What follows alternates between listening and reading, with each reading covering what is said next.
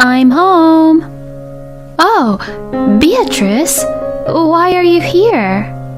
When I finally came back home for the first time since I left, I don't know why, but my mother-in-law, Beatrice, was here, sitting in the living room. What do you mean, why? What are you even saying? This is also my house now, you know. Huh? My name is Jennifer. I am 34 years old, and I am a housewife.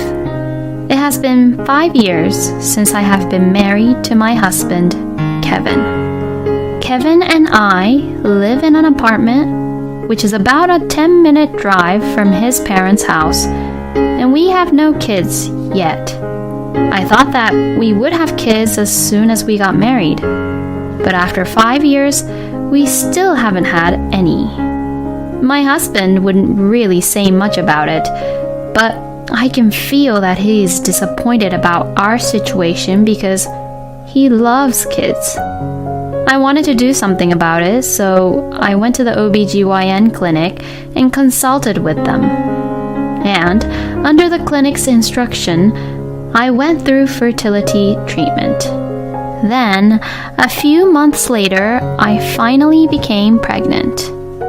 My husband was overjoyed once he found out that I got pregnant.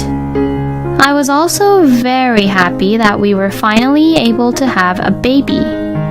Of course, the birth of our own baby was the main reason for my joy, but there was actually something else. It was about my mother-in-law, Beatrice. Beatrice has always been bullying me and picking on me ever since Kevin and I first got married. Oh, Jennifer, you are really not good at cooking, huh? It's so tasteless that I don't even know what I'm eating, since I can't taste anything from what you cook. I feel sorry for Kevin, who has to eat what you cook, Jennifer. Well, but if it's too salty or if it tastes too strong, it won't be healthy. What? Are you trying to say that what I've been cooking for Kevin is all bad? No, that's not what I meant. Kevin would always say that everything I cooked for him was delicious, and he would eat it all. Oh, I can see that Kevin can be so unhappy to have a wife like you. This kind of bullying from Beatrice was an everyday occurrence, and what's worse was that she especially bullied me about not being able to get pregnant with kids. When will I be able to see my grandkids, Jennifer? If you can't get pregnant, you're pretty much useless as a woman, don't you think? I had Kevin in my first year of marriage with my husband, and you do know that Kevin loves children, don't you? I really wonder why Kevin married someone like you. I had been mentally tortured by Beatrice's relentless bullying towards me, and I thought that if I could at least have a baby, she would be a little less likely to torment me as a wife. So, when I found out that I was pregnant, I was happy in the sense that this would reduce my stress a little. But, although Beatrice was happy to hear the news about my pregnancy, her bullying me didn't stop. Jennifer, I heard that you have been slacking off on your house chores lately. And I also heard that there are days when you make Kevin do the house chores. I'm sorry, I haven't been feeling well during my pregnancy. So that's why Kevin is helping me. It is wrong for Beatrice to say that I am making Kevin do the house chores, because my husband was taking the initiative to help me with the house chores because he was concerned about my health. But my husband is a bit of a mama's boy, and for some reason he does not take my side in front of Beatrice.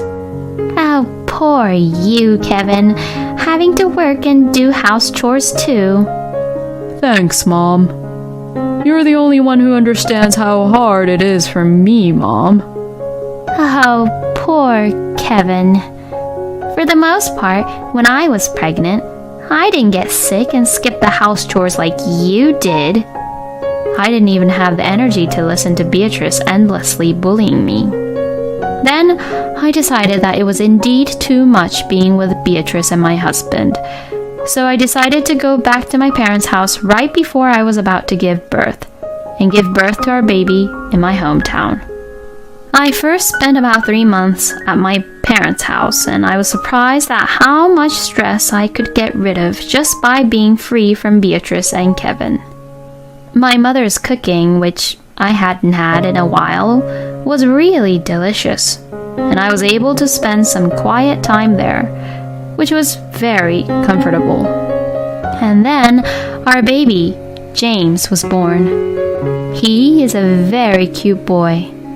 Then, after giving birth, I went home to show our beautiful son to my husband as soon as possible. I'm home. Oh, Beatrice? Why are you here? When I finally came back home for the first time since I left, I don't know why, but my mother-in-law Beatrice was there, sitting in the living room. What do you mean, why? What are you even saying? This is also my house now, you know. Huh? I had no idea what Beatrice meant. What do you mean? So, I've been saying that I live here now. Excuse me? I really had no clue what Beatrice meant. Why are you living here now, Beatrice? It's because you abandoned Kevin, you know. What? You know, people don't usually go back to their hometown just to give birth, unless they're really sick. But I was very sick, and it's all because of you, Beatrice. If you leave Kevin on his own, he'll be all alone, you know. So that's why I came in here and moved in to be with Kevin, so he won't be alone. Now that Beatrice mentioned that she moved in, I then looked around the living room and saw Beatrice's personal belongings placed in various places. Then the front door opened. Apparently, my husband had gone shopping. I'm home. Oh, Jennifer, welcome home. Hey, I didn't hear that Beatrice now lives in this house. Huh?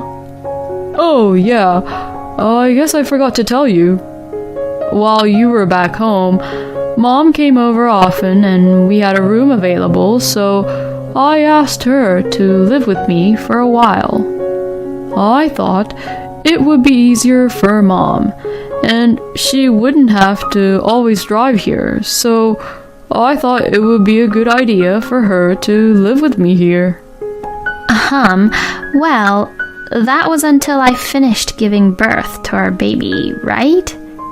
Now that I'm back with our baby, your mom is going to go back to her own place, right? No, I think she would stay a little longer, right? It's hard for you to be on your own after giving birth, isn't it? No, I'll be okay, actually.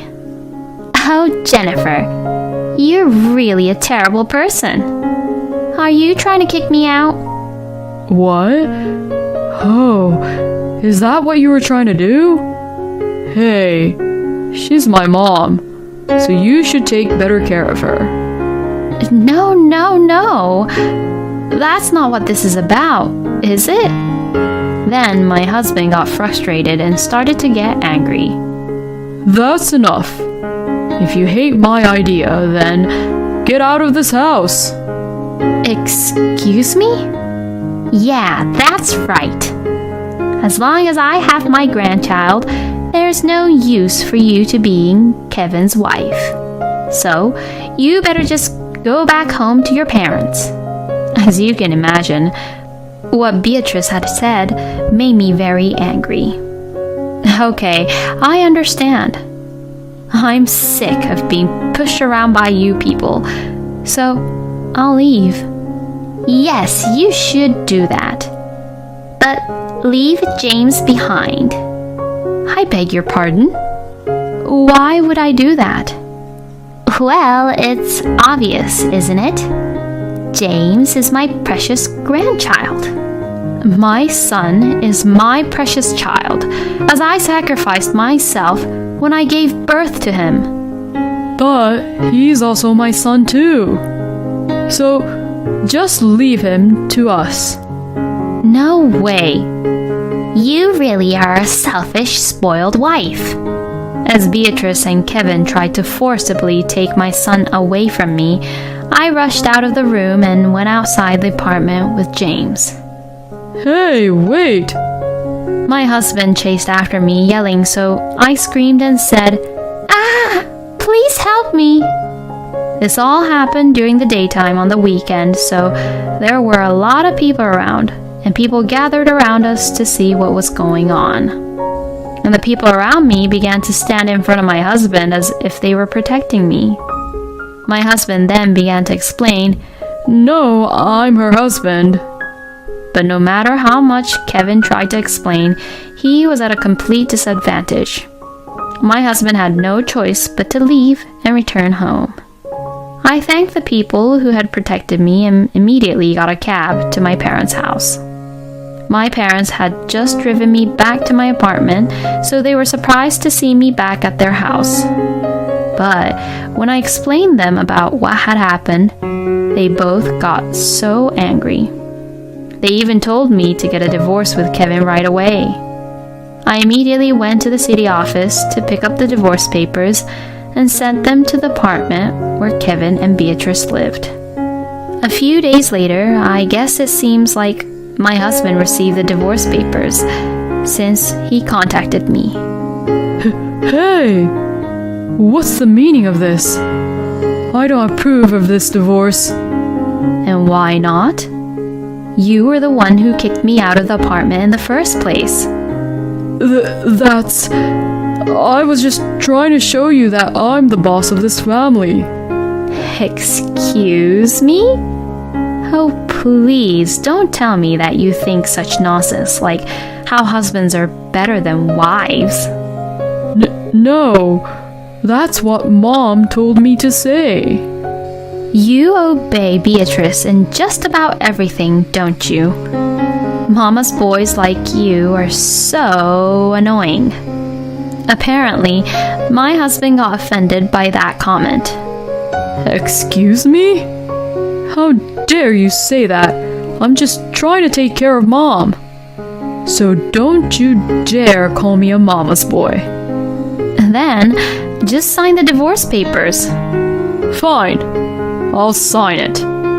Then, my husband really did sign the papers and the divorce was finalized. I was prepared to fight for custody of our son after that, but surprisingly, my husband backed down easily.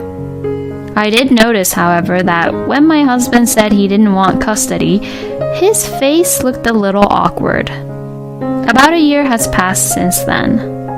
I wanted to raise my son well as a single mother, so after the divorce I had job interviews with every company I could find and worked hard at the one that managed to hire me full-time. I lived back with my parents, so I was able to have my mother take care of James, which for sure helped me a whole lot. Watching James grow up day by day was such a blessing, and that alone was therapeutic. I should have made the decision earlier to leave my ex-husband and be happy on my own. While I was thinking this, my ex-husband suddenly came over to my parents' house. I hadn't seen my ex-husband in a long time, and he looked really exhausted and lifeless. As soon as he saw me, he said, I am so sorry. Please forgive me. As he got down on his knees. I let him in for the time being because some neighbors were looking at us. What on earth do you want? Is James here? He's in the bedroom with my mom. Will you let me carry him? I've never even carried my own son before. Huh? You were the one who gave up custody on James so easily, so what are you talking about? You're up to something, aren't you? Did Beatrice send you here? I can't let you carry him because I don't want him taken away or something. No way. I actually really wanted to take James with me. But Mom told me to give up on the custody, saying that it would be too much for us to take James in since he was also your son too. I couldn't go against her because what she said was absolute. But the sadness and pain of not being able to see my own son was getting worse and worse. So I couldn't stand it and came here today. By the looks of my ex-husband, it didn't seem like he was lying. My father was also home, so for the time being, my father and I blocked the door and let my son meet Kevin, while we both monitored them. My ex-husband was impressed to see James sleeping peacefully. Oh, he's so adorable. My ex-husband was shedding tears as he held his son in his arms. He had never been allowed to see his own son because of his terrible mother. I felt sorry for him, so I decided to allow him to visit me and my parents, as well as James, at my parents' house for now, as long as we were all there. Hearing this, my ex-husband thanked us over and over and left. After that, my ex-husband would come over once a month to see our son, and even Kevin was gradually feeling better and better. But one day, while my ex-husband was visiting, to my surprise, Beatrice had also arrived to our parents' house. My ex-husband was also surprised by the sudden appearance of his own mother. Mom, why? I thought you were sneaking out somewhere. But I can't believe you came over here to see this woman. I used the GPS app I planted in your phone to locate where you were. We were indeed shocked by Beatrice. How could she go that far to even do that? We're going home now, immediately. You better not see this woman again.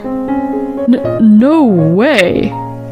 What did you just say? I'm sick of being tied up by you, Mom.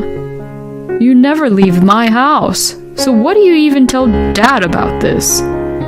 Well, that's... You and Paul have been divorced for a long time, right? What? Hey, how do you even know that? I heard this from Kevin's little sister, Charlotte.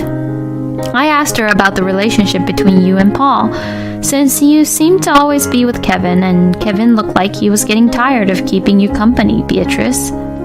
So, Charlotte told me something surprising. Kevin, you are biologically related to Paul. Did you know that? What? You're the son of Beatrice and a guy she was having an affair with. She hid the fact that she was having an affair and got married to Paul. No way. So Dad got angry after finding out about that and kicked Mom out. And that's why Mom has been with me this whole time, huh? How could you even lie to me about this? Kevin, that's not it. Kevin, I really loved your real dad, and I love you more than anyone in the world. Shut up! To me, Dad who raised me is my real dad. And I don't want to think that you're my mom, hiding these things like that. I never want to see you ever again. I want you to pack up your stuff and get out of my house right now. And with that, my ex-husband said to us, I'm sorry to have bothered you. Please excuse us today. And left the house with Beatrice. After that, Beatrice was kicked out of Kevin's house, and now she is forced to live a simple life in a lonely apartment by herself, cut off from her entire family. Being free from Beatrice has made Kevin a little more dignified. That doesn't mean Kevin and I will get back together, but I will continue to have Kevin try to be there for my son. Even if he failed as a husband, I thought I should give him a chance to be a good father to his son at least. And I will continue to work hard and raise my son with love and affection. Thank you for watching until the end. Please subscribe to our channel. We hope to see you in our next video.